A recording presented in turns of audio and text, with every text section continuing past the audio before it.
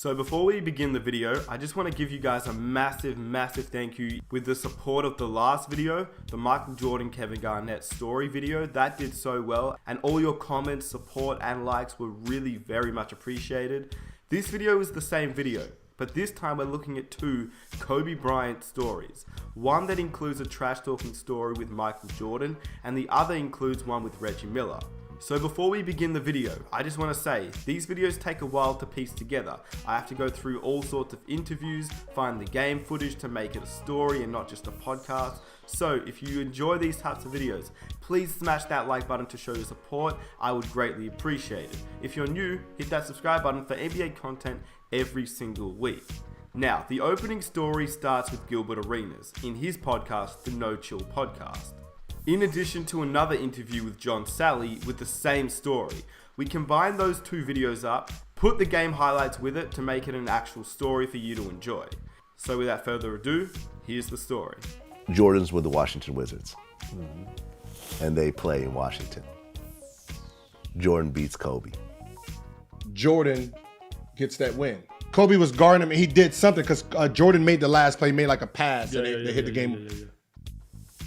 At the end of the game, he smacks Kobe on the butt and said, "You can put the shoes on, but you ain't gonna never feel them."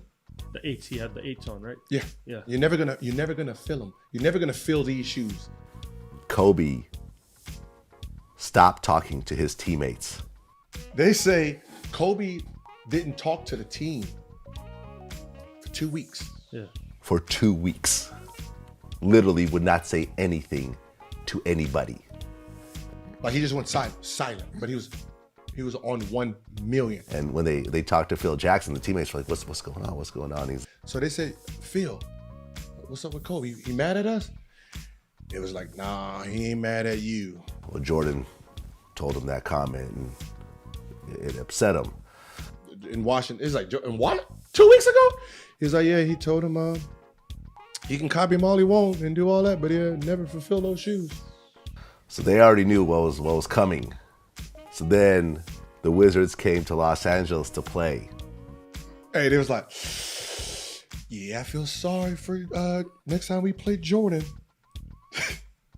Kobe scored 42 points in the first half. Wearing that distinctive headband out to Kobe. 5 on the shot clock. Kobe Kobe looking in the corner instead, stops the baseline, squares up.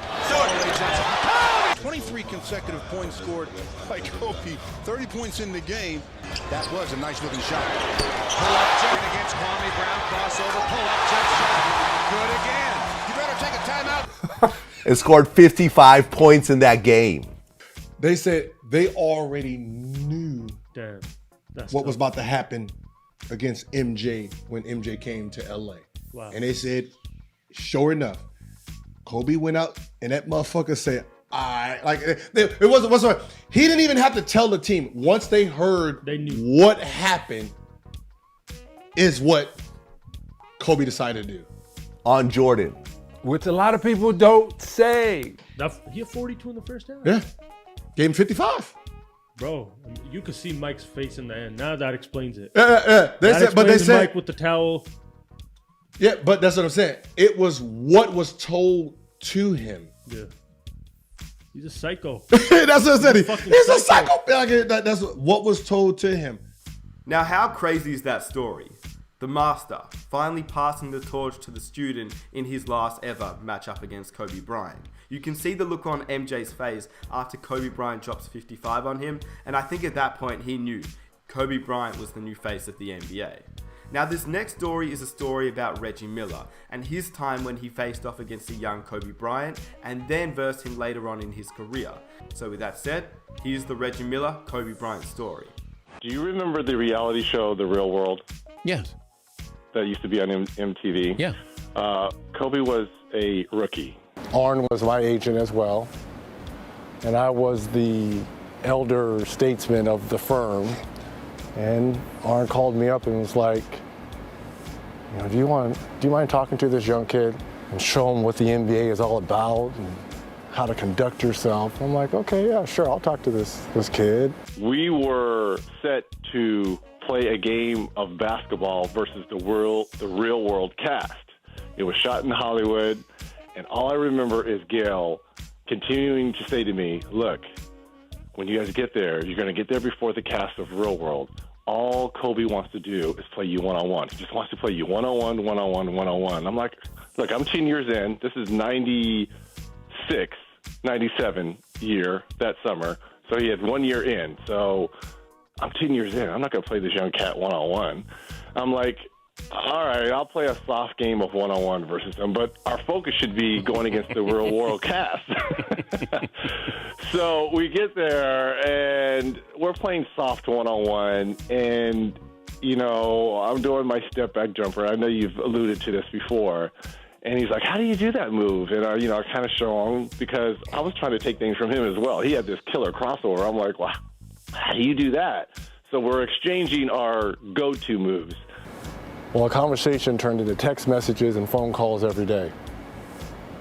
Because, like you said, he was gathering information.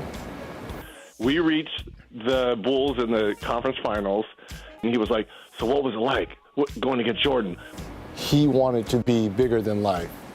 And at that time, that person bigger than life, and still is Michael Jordan. And I didn't have a very strong relationship with MJ. But Kobe wanted to know what was all the intricate talking and trash talking and moves that were going on between MJ and I. What did you do? Like, what were your game plans? What was this? I was like, man, that black cat, there was no answer for him, man. We tried this, we tried that. That black cat was doing this and that. And I'm thinking to myself, what does this kid want to know about all this MJ talk for?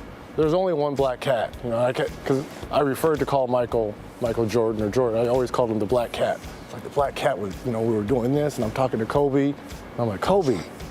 He's like, you know what? Like, you know what? Well, you better get ready for the caramel cat because he's coming. So before the Black Mamba, his nickname was the Caramel Cat. I'm thinking, this young 17-year-old, I'm talking about the greatest ever. He says, you're going to refer to me as the Caramel Cat. That's how much confidence he had back then. This is like 1 year into it. He's like, well, you better forget the black cat. You better get ready for the caramel cat because he's coming. And I thought about it. I'm like, fast forward 2 or 3 years later, it was 2-1. And then game 4 that you mentioned, you fouled out. I'm thinking, you already had 50 and 25. Great. That's a loose ball foul on Shaq. That'll be number 6. What a big play. 3 years later in the NBA Finals, that same move that I was showing him in my step back, he hit in game 3 after Shaq fouled out. Reggie Miller, the marquee matchup we talked about. Look at Reggie Miller squaring him up. These two guys played one-on-one all summer in L.A.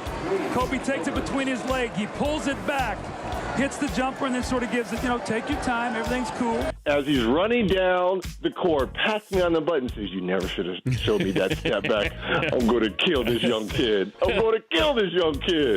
Brilliant. Now, going down the stretch, Shaq goes down, all of a sudden you step up. These are the kind of moments that you look for, aren't they? Yeah, well, when Shaq fouled out, my mind state was, this game just became an awful lot more interesting than it was. And it was just fun for me. I laughed about it, just went out and played relaxed as if I was in a backyard. I just find this story so crazy. A young Kobe Bryant wanting to learn everything from Reggie Miller. The way that Michael Jordan used to move, what he used to say, his every move, what made him the greatest of all time. Kobe Bryant just wanted to soak it all in, and throughout his career, he would do that. He finished 1 championship shy of what Michael Jordan had. He surpassed MJ in points. He was the MJ of my generation. He was the guy that players in the NBA today looked up to, and you can see that throughout the NBA landscape. Trae Young, Devin Booker, Spencer Dinwiddie, and even superstars like Kevin Durant, LeBron James, they all looked up to Kobe Bryant. He was a man that was to be feared on the court, but respected by everybody, and that's what he was throughout his NBA career, and that's how he's remembered to this day. With that said, I knew it was Kobe Bryant Day yesterday, so I wanted to get this video out to you all, and I really hope you enjoy this video and the work put into it. These videos take me a while to make, so I'd greatly appreciate if you guys could leave a like to show your support. With that said, let me know if you have any other players that you would like me to make this type of video on. Any superstars, any legends, comment them down below, and I'll be sure to read them and try and make a video on them. With that said, if you enjoyed the video, please be sure to leave a like to show your support. Subscribe for more NBA content every single week, and don't forget to hit that notification button so you never miss an upload. With that said, it's been your Warwick Smith. I'll catch you in my next one. I am out. Peace.